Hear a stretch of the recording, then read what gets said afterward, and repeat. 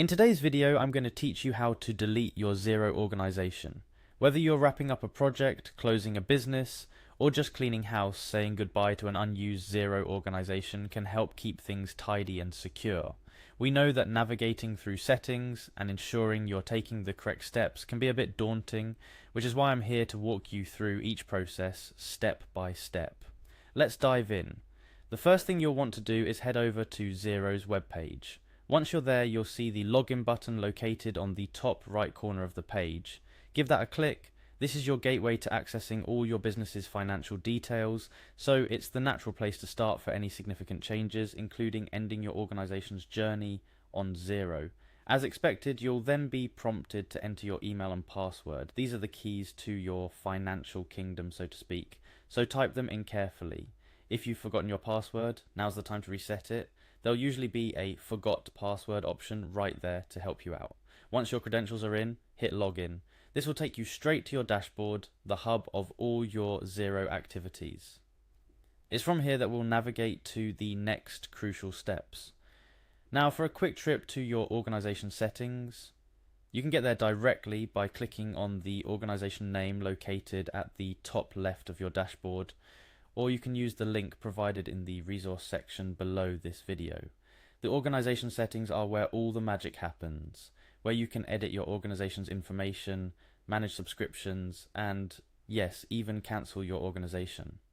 Once in your organization settings, look for the option labeled My Xero.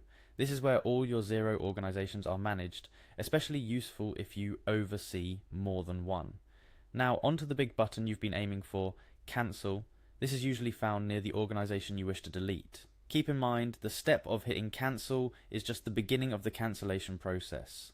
There are a few more steps to ensure a smooth goodbye. After clicking cancel, Xero will ask you to confirm the cancellation. This is a safeguard to make sure you don't accidentally delete your organization. It's always good to pause here and make sure you're ready to proceed. Once you've mentally prepared, clicking confirm cancellation will take you to the next step.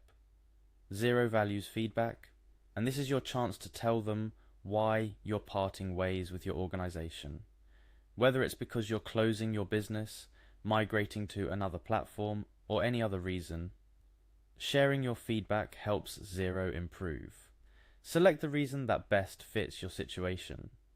Finally, after selecting your reason, you'll be asked to send feedback. This is the last step. Once you send your feedback, the process to delete your organization from Xero is complete. It's worth mentioning, before you go through with the cancellation, take a moment to ensure you've backed up all necessary documents and data. Deleting your organization is final, and recovery of any lost data post-cancellation can be complicated, if not impossible. Deleting a Xero organization is a significant step, but hopefully with this guide the process is less intimidating.